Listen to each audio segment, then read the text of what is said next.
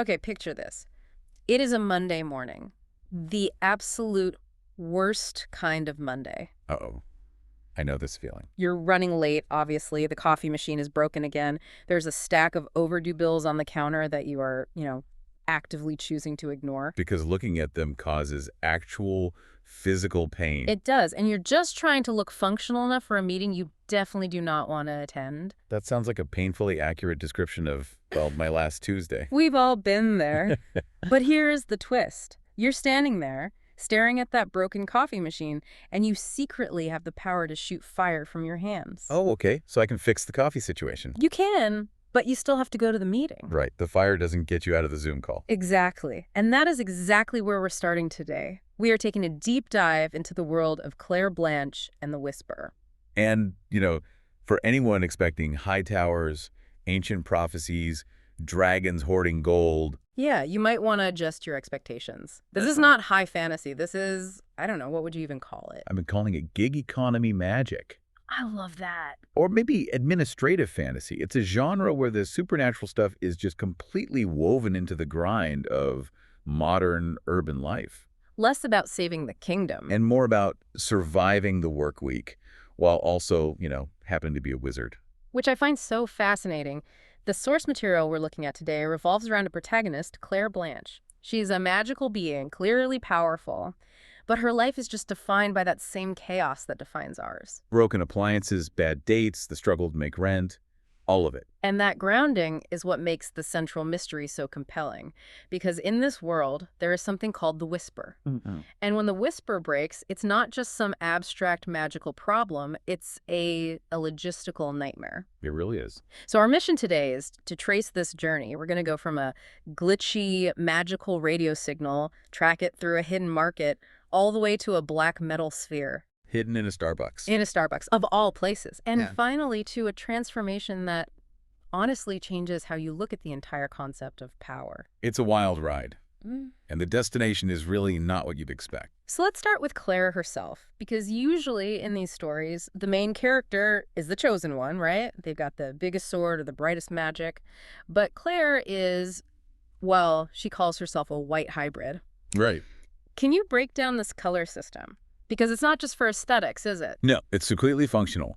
In this universe, magic is classified almost like a trade skill. Okay. You've got red magic, which is matter manipulation.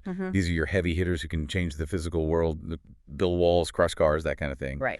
And you have green magic, which deals more with illusion, the mind, the invisible. And Claire is white. And Claire is white, which is basically a lack of specialization. It's the jack-of-all-trades classification.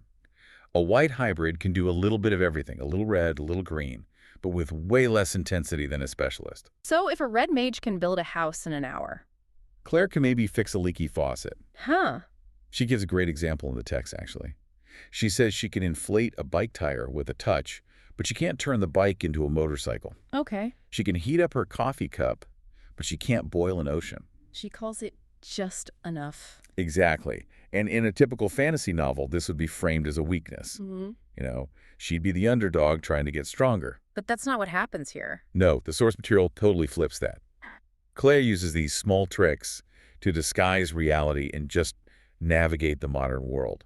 She'll alter the lining of her pockets to keep her hands warm because she forgot her gloves. She fixes a zipper so she doesn't have to pay a tailor. It's magic as a life hack. Which, honestly, that is exactly what I would do with it. Me too. Yeah. Forget throwing fireballs at enemies. I just want my coffee hot and my clothes to fit. It posits this really interesting idea that in a modern city, being able to fix a zipper might actually be more useful on a daily basis than being able to throw a fireball. It's all about utility. That's a very fair point. I don't have many goblin encounters, but I do have broken zippers. But she's not doing this alone. We should talk about her squad, because they really flesh out the stakes of this world. Oh, the ensemble cast is crucial here. You have Natalie, who's a red. She's an architect, and she uses her matter manipulation to renovate entire apartments in a single day. Which sounds incredibly lucrative. It is, but the text emphasizes the cost. It's physically exhausting. She's not just waving a wand, she's burning calories and mental energy to reshape concrete. Okay. Then you have Alex, who is completely non-magical. She's a thief, a mercenary, brings into vaults for a living. And then there's Allie. Allie, Hmm. We really need to focus on Ellie for a minute. She is 100% human, zero magic. She's a TV producer. Mhm. And the text describes her as a moving ball of chaos. Allie represents the admin class of humanity. She Oh. manages crises for a living. She organizes the group. She remembers birthdays. She keeps the show running on 2 hours of sleep and 4 espressos. It's so funny because in a group with magical beings, you'd think the human would be the damsel or the sidekick. But the dynamic here suggests she's the most functional person in the room. She is the anchor. Yeah. And that is a key theme we're going to see pay off massively later. This idea that humanity, that specific ability to manage chaos, multitask, and care about the small details, is a power of its own. While the wizards are contemplating the cosmos. Allie is making sure everyone has eaten lunch. Okay, so we have our team, we have our setting. Now let's introduce the glitch. The whisper. The whisper. Explain this to me like I'm 5.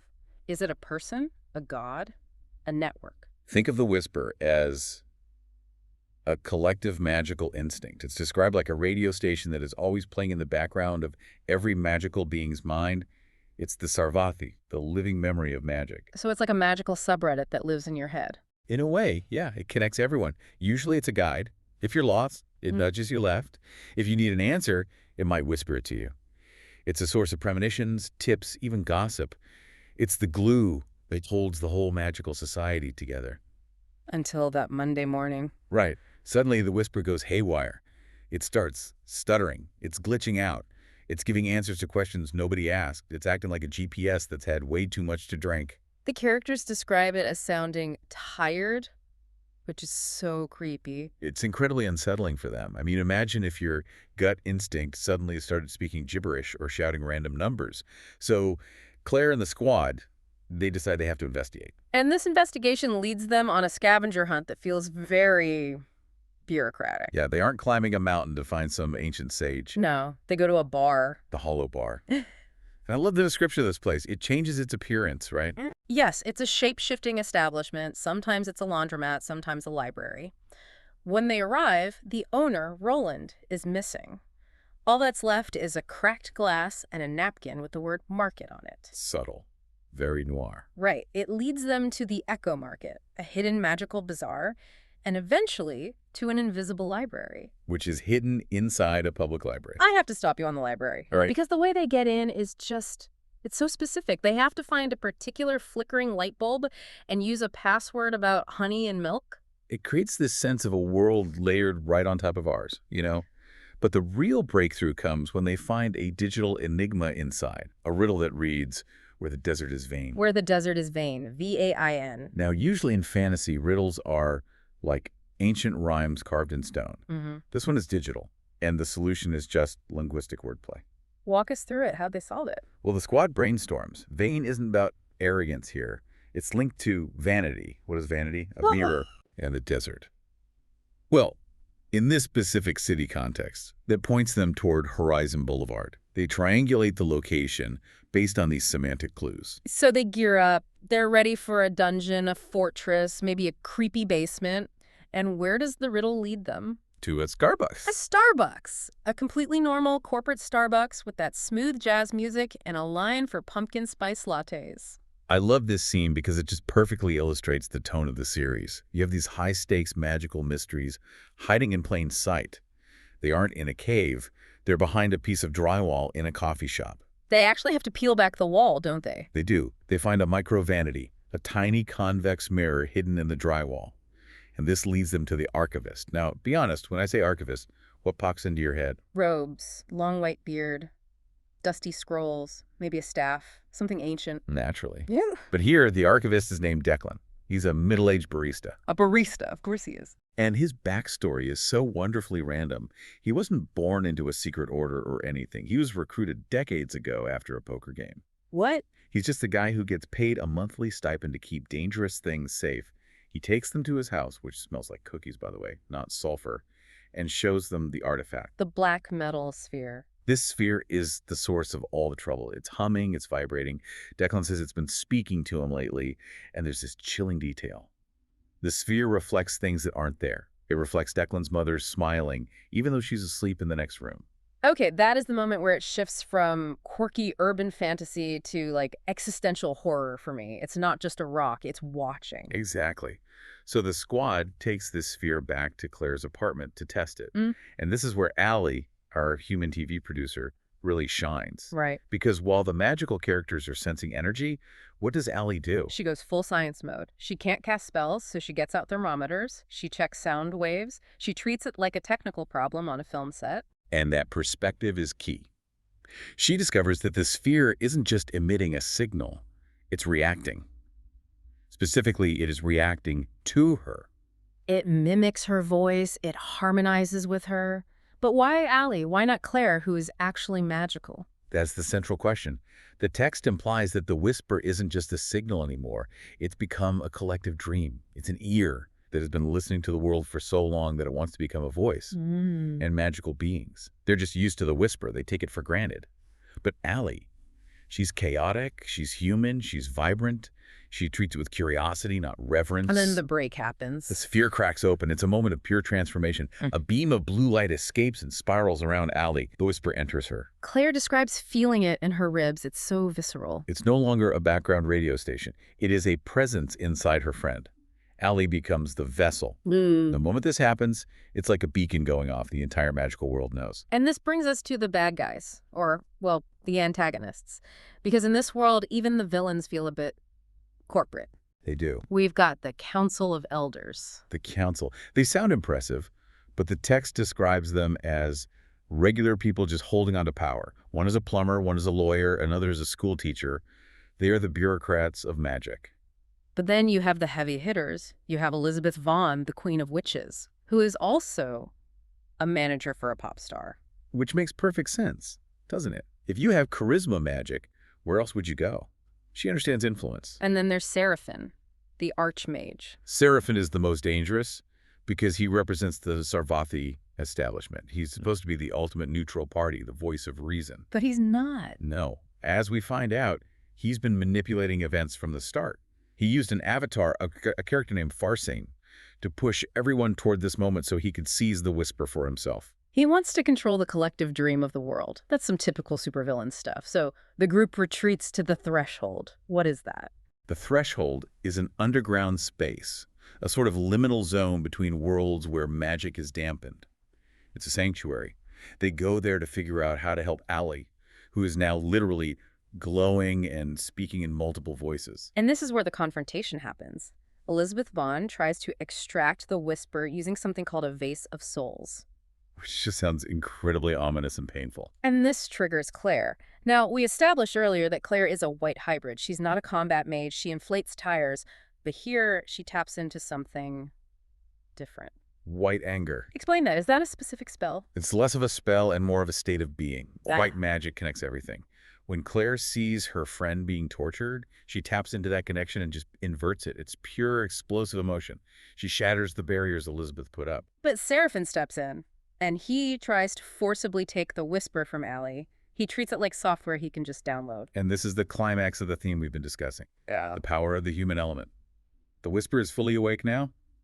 It has a will, and it rejects Seraphim. It rejects the Archmage, the most powerful wizard in the room. Because Seraphim wants to control it.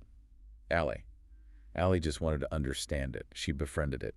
And in that moment, Allie realizes something heartbreaking. That the whisper can't be caged. It's a dream. It needs to be free to roam the world. This part of the source material actually got me. Allie realizes she has to let it go.